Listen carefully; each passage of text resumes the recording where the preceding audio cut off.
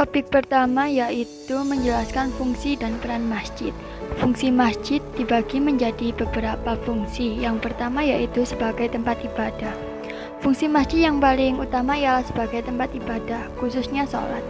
Masjid difungsikan sebagai sarana bagi umat muslim untuk melaksanakan sholat, baik sholat fardu maupun sholat sunnah. Hal ini sebagaimana yang tertuang di dalam salah satu surah Al-Quran. Allah berfirman yang artinya, dan sesungguhnya masjid-masjid itu adalah kepunyaan Allah. Maka janganlah kamu menyembah seseorang pun di dalamnya selain menyembah Allah. Quran Surat Al-Jin ayat 72. Yang kedua yaitu sebagai tempat pendidikan. Masjid juga berfungsi sebagai tempat kegiatan proses belajar mengajar dalam memperdalam ilmu agama Islam, di mana setiap muslim berhak untuk memberikan atau mendapatkan ilmu melalui kajian-kajian agama yang diadakan di dalam masjid. Yang ketiga yaitu sebagai tempat musyawarah. Fungsi masjid berikutnya yang tidak kalah penting ialah sebagai tempat musyawarah dalam perkembangan umat muslim saat ini. Kita tahu bahwa masjid yang telah digunakan umat muslim untuk membahas berbagai persoalan keumatan, misalnya di Palestina, di mana masjid berfungsi sebagai tempat perjuangan pembebasan dan tempat memurumuskan gerakan. Di Indonesia sendiri, beberapa masjid juga telah difungsikan sebagai ruang terbuka untuk membahas persoalan kehidupan sehari-hari.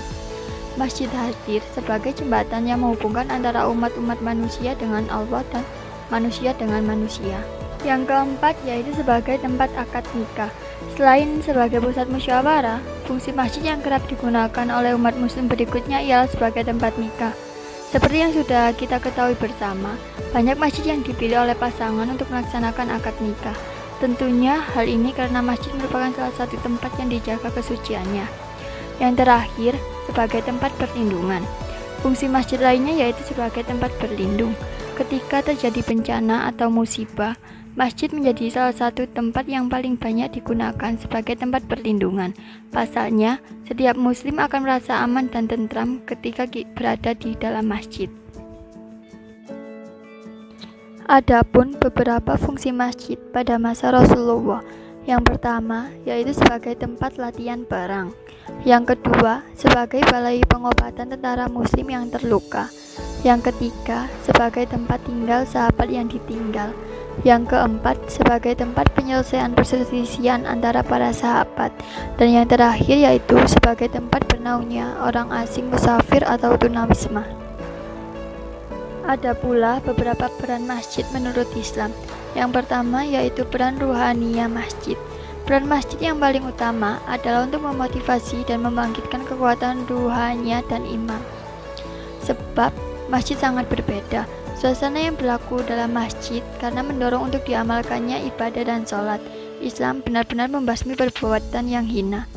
Di dalam masjid juga kita bisa beribadah dimanapun tempat asalkan tempat itu bersih dan suci. Islam juga mengajarkan kita untuk bertutur yang sopan dan menghindari perkataan yang keji. Islam memerintahkan para pemeluknya untuk sholat 5 kali dalam sehari semalam di masjid, sehingga aktivitas keduniaan mereka disesuaikan dengan sholat 5 waktu di masjid. Yang kedua yaitu masjid sebagai pusat kebudayaan. Peran masjid yang terpenting dalam masyarakat juga untuk menghidupkan kebudayaan yang ada.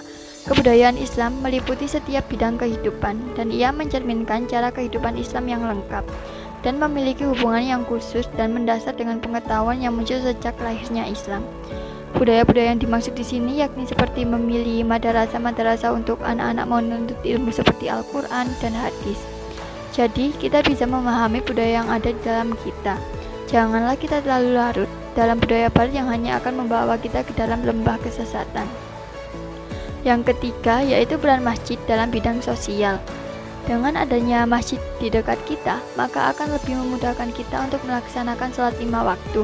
Dan kita akan tahu waktu sholat lebih cepat karena adanya orang yang azan. Dan yang paling penting, dengan adanya masjid dekat dengan lingkungan kita itu membuat kita rajin untuk sholat jemaah. Yang terakhir yaitu peran masjid dalam bidang politik. Dalam bidang politik yang dimainkan umat Islam yang soleh dan taat, boleh dikatakan bahwa politik adalah hal yang terlarang. Karena bagaimanapun politik adalah alat untuk mencapai tujuan yang banyak Kedua adalah menelusuri konsep dan fungsi masjid dalam membangun budaya Islam.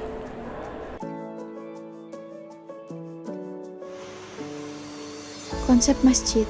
Masjid dalam konsep dasarnya adalah tempat sujud.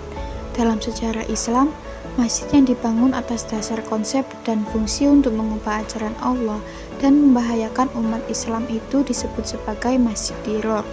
Artinya, masjid bencana, karena didirikan dengan maksud untuk menimbulkan kerusuhan, kerugian, dan bahaya. Adapun Masjid Quba, sebagaimana dinyatakan Allah, merupakan masjid yang dibangun di atas landasan fondasi ketakwaan. Masjid adalah tempat ibadah umat Islam yang berfungsi sebagai pusat kegiatan keagamaan, sosial, dan budaya.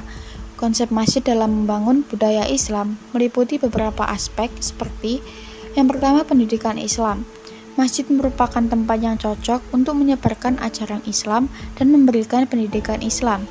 Di masjid, umat Islam dapat belajar tentang ajaran Islam dan memperdalam pengetahuan mereka tentang agama Islam. Konsep yang kedua yaitu doa dan ibadah. Masjid adalah tempat utama yang cocok untuk beribadah, seperti sholat 5 waktu, sholat Jumat, dan ibadah lainnya. Melalui ibadah di masjid, umat Islam dapat memperkuat iman mereka dan meningkatkan kualitas kehidupan spiritual mereka. Konsep yang ketiga adalah kegiatan sosial dan budaya. Masjid juga berfungsi sebagai pusat kegiatan sosial dan budaya. Umat Islam dapat berkumpul di masjid untuk berdiskusi tentang masalah keagamaan atau sosial, mengadakan pertemuan keluarga atau masyarakat, dan berpartisipasi dalam kegiatan keagamaan dan budaya lainnya. Konsep yang terakhir adalah pemberdayaan masyarakat. Masjid juga berperan dalam pemberdayaan masyarakat. Melalui kegiatan di masjid, umat Islam dapat saling membantu dan membentuk jaringan sosial yang kuat untuk memperbaiki kondisi masyarakat. Topik ketiga adalah membuat desain program masjid kampus sebagai pusat pengembangan budaya Islam. Program masjid kampus yang pertama, mengadakan tahfidz Quran secara rutin dilakukan oleh mahasiswa. Program ini bertujuan untuk memperbaiki dan meningkatkan kemampuan membaca Al-Quran melalui latihan membaca dan menjaga kualitas bacaan. Program tahfidz Quran diadakan secara rutin tergantung dengan jadwal yang telah disepakati. Selain itu juga, program ini dapat mempererat komunikasi antar sesama mahasiswa. Yang kedua yaitu mengadakan kultum selama 7-10 menit. Adanya program ini dapat memberikan ceramah keagamaan kepada para jamaah khususnya mahasiswa yang hadir. Manfaatnya memperkuat rasa kebersamaan dan keimanan dalam lingkungan kampus. Pesan-pesan yang disampaikan biasanya seperti kisah-kisah inspiratif, pelajaran tentang akhlak, dan masih banyak lagi. Sangat efektif untuk meningkatkan pengetahuan serta kemampuan. Selanjutnya yaitu yang ketiga, mentoring keagamaan terhadap mahasiswa. Merupakan upaya untuk memberikan pendampingan ataupun bimbingan dalam hal agama kepada mahasiswa, bertujuan memperkuat keimanan dan meningkatkan pengetahuan keagamaan mahasiswa agar dapat dilakukan pada kehidupan sehari-hari. Kegiatan ini biasanya membantu mahasiswa untuk mengatasi masalah keagamaan, seperti keraguan dalam melakukan ibadah.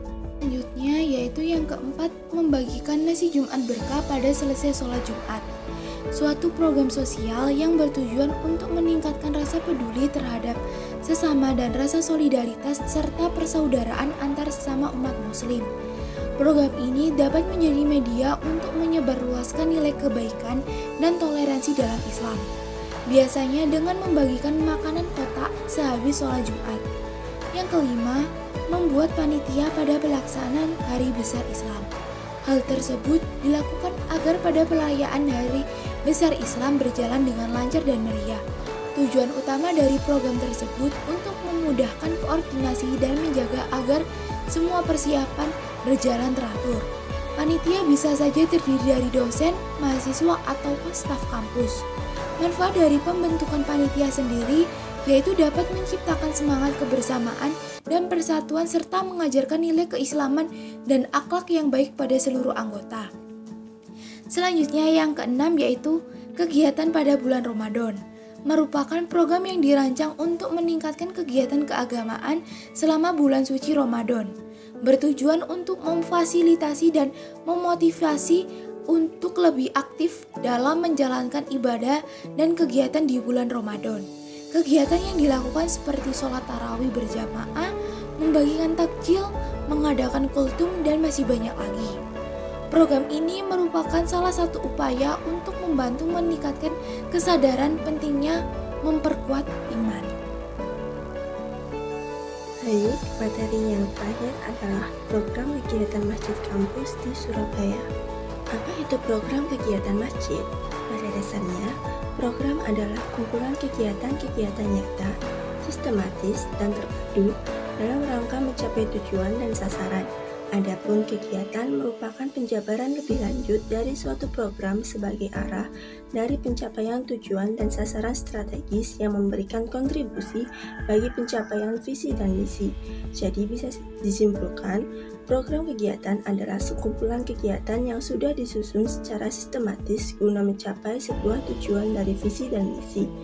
Program kegiatan masjid adalah serangkaian kegiatan yang telah dirancang oleh pengurus atau takmir masjid secara sistematis yang berfungsi untuk mengoptimalkan masjid sehingga fungsinya dapat meningkatkan kesejahteraan dan kualitas umat. Tentunya mencapai tujuan tersebut diperlukan fasilitas sarana dan prasarana yang memadai. Program kegiatan masjid biasanya terbagi menjadi 3, yaitu yang pertama program kegiatan mingguan, yang kedua program kegiatan bulanan, dan yang ketiga program kegiatan tahunan. Nah, selanjutnya yaitu bagaimana sih cara membuat program kegiatan masjid kampus.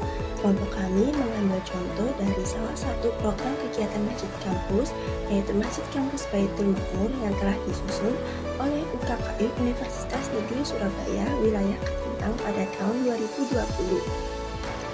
Program kegiatan tersebut dibagi menjadi 4 departemen.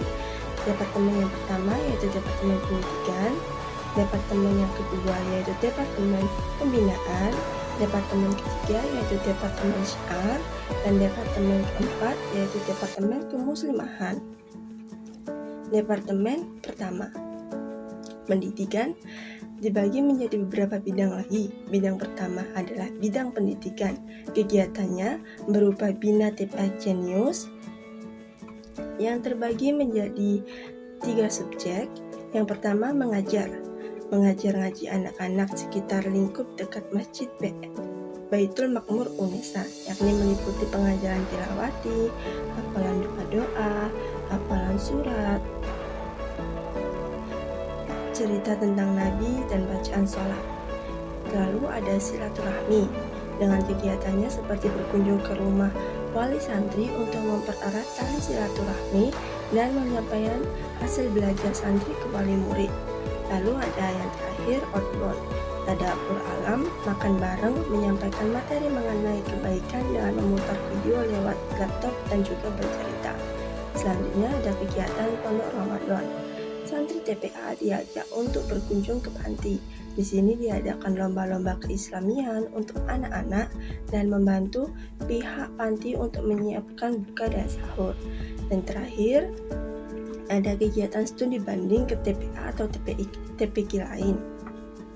Dengan berkunjung ke TPA atau TPQ lain, sharing-sharing antar TPA atau TPQ mengenai metode pembelajaran, struktural di tingkat kecamatan atau kabupaten, membina jaringan dan menjalin relasi dengan baik kepada pihak TPA dan TPQ lain. Lalu ada bidang yang kedua yaitu bidang kajian ilmiah atau KAIL. Macam kegiatannya berupa ngapain, yaitu ngobrol perdalam agama dan Islam masa kini. Kegiatan ini berbentuk forum diskusi yang membahas dan mengupas secara ilmiah suatu kejadian. Lalu ada Bina SD. Kegiatan ini berbentuk kegiatan mengajar yang bekerja sama dengan suatu sekolah dasar untuk membantu dalam mengajari murid-murid pada SD itu, terutama pada bidang agama Islam. Lalu kegiatan yang ketiga, pelatihan menulis outline. Kegiatan berbentuk pelatihan menulis, peserta akan dilatih dan dibimbing agar menjadi penulis yang baik. Yang keempat, revitalisasi perpustakaan Bait Al-Maqmur. Dengan kegiatannya menghidupkan kembali perpustakaan Masjid Baitul Maqmur melalui berbagai kegiatan seperti ruang perpustakaan yang mulai dibuka bagi pengunjung, khususnya mahasiswa serta piket rutinan untuk membersihkan dan menjaga perpustakaan. Bidang yang terakhir adalah bidang ta'limu qiraatil Quran. Kegiatannya berupa pelatihan tahsin dan tahfidz Al-Quran. Kegiatan pelatihan menghafalkan Al-Quran menggunakan metode tertentu. Harapannya peserta mampu menghafal Al-Quran dengan baik dan benar, serta dapat mengamalkannya. Rangkaian kegiatan ini diawali dengan penyampaian materi tahsin, motivasi, dan hafalan atau murojaah. Yang kedua, pelatihan tartil dan qiraah. Pelatihan tartil dan qiraah adalah suatu bentuk kegiatan penyampaian materi dan awal pemateri mengenai cara membaca Al-Quran dengan baik dan benar, yang memperhatikan makhrajul huruf dan tajwid. Kemudian dilanjutkan dengan belajar nada tartil atau qiraah yang dilaksanakan secara bersama-sama ataupun bergantian. Khatmil Quran. Khatmil Quran adalah suatu bentuk kegiatan membaca hingga khatam 30 juz Al-Quran secara bergantian. Departemen 2, Pembinaan, dibagi juga menjadi beberapa bidang. Bidang yang pertama adalah bidang kaderisasi. Contoh kegiatannya adalah upgrading anggota UKKI. Rela antar anggota UKKI yang dilaksanakan di tempat wisata atau religi yang mendukung konsentrasi anggota UKKI untuk menerima kiat-kiat dari pemateri. Tidak hanya kegiatan upgrading, namun juga ziarah bila ke makam atau outbound bila ke tempat wisata. Ditambah acara utama yaitu upgrading dari pemateri. Kegiatan ini bukan semata-mata hanya untuk refreshing, tapi juga bertujuan untuk lebih mengenal anggota-anggota UKKI yang lain. Kegiatan tersebut dilaksanakan dalam satu hari, pagi sampai sore. Sesampainya di lokasi akan dibagi beberapa kelompok, di mana pada masing-masing kelompok terdapat satu pemateri. Materi yang akan dijelaskan berhubungan dengan kepemimpinan dan semua hal yang berhubungan dengan kaderisasi. Selain materi, akan ada sesi sharing untuk menerima keluhan dan juga sekaligus pemantauan kader-kader UKKI. Kegiatan ini merupakan tindak lanjut dari kegiatan mentoring yang dianggarkan panitia inti. Kegiatan yang kedua adalah pelatihan dai. Merupakan kegiatan pelatihan yang cara menjadi dai yang baik, mampu berkomunikasi di depan banyak orang, kelompok maupun perseorangan, yang mencakup kemampuan berdiskusi, berdebat, pidato, dan pengisi kajian. Bidang yang kedua adalah bidang KAIS. Kegiatannya berupa fikih dakwah. Kajian mengenai metode penyampaian kebenaran Islam dengan cara terbaik. Pematerinya adalah Ustadz Agung Ari Subagio. Kegiatan yang kedua adalah kajian pranikah. Kajian keilmuan yang membahas khusus tentang persiapan seseorang sebelum masuk pernikahan. Dan kegiatan yang ketiga, ngaji Kifaratul Ayam, berupa kegiatan yang mengkaji dalam kitab Tauhid. Bidang yang ketiga adalah bidang PSDI atau pengembangan sumber daya insani. Kegiatannya berupa Halaqah Insaniyah. Kegiatan ini berbentuk kajian rutinan yang dilaksanakan setiap seminggu sekali untuk Halaqah Insaniyah dan sebulan sekali untuk Halaqah Kubro. Pematerinya adalah Ustadz Junaidi Sahal dan Ustadz Ato. Kegiatan ini berupa kajian tentang keislaman dan dilanjutkan dengan sesi tanya jawab. Lalu, kegiatan yang kedua adalah pelatihan ilmu farid. Kegiatan ini berupa penyampaian materi tentang ilmu faraid. Pelatihan ini akan dipandu oleh tim pemateri. Kegiatan ini memberikan wawasan tentang pembagian hak waris terhadap seseorang sesuai syariat Islam. Departemen 3, Syiar, dibagi juga menjadi beberapa bidang. Bidang yang pertama adalah bidang kewirausahaan. Kegiatannya berupa PMKOR. Kegiatan menghasilkan produk berupa jaket angkatan sebagai identitas anggota UKKI. Kegiatan yang kedua, kajian dan pelatihan KWU. Kegiatan ini dilaksanakan secara rutin yakni sebulan sekali. Kegiatan ini berupa sharing-sharing terkait berbisnis yang baik, cara market yang baik, sekaligus akan diadakannya pelatihan guna mempunyai output yang nantinya menghasilkan produk bernilai jual. Kegiatan ini juga mengundang pemateri. Bidang yang kedua, bidang informasi komunikasi. Kegiatannya berupa video dakwah. Dalam program kegiatan ini akan dibuat kelompok untuk membuat sebuah video dakwah. Untuk talent dalam video dapat mengambil dari bidang lain. Video akan diupload di sosmed UKKI baik YouTube ataupun IG. Yang kedua, majalah dinding. Program kegiatan ini akan dipilih 2 penanggung jawab untuk mengembangkan mading sebagai media informasi, dan setiap bulan konten akan diperbarui. Konten dapat diisi oleh bidang lain atau pihak dari luar UKKI, selama konten masih bisa diterima. Kegiatan yang ketiga, pengembangan sosial media. Akan diberi penanggung jawab sosmed yang memegang semua sosmed UKKI dan mengembangkan sosmed UKKI. Untuk konten yang akan dimasukkan dapat berupa gambar ataupun video yang bisa diisi oleh infokom atau bidang lain. Dan kegiatan yang terakhir adalah pelatihan desain. Akan dibuat sebuah kelas desain Photoshop dan Corel untuk meningkatkan kemampuan desain baik internal UKKI ataupun eksternal UKKI.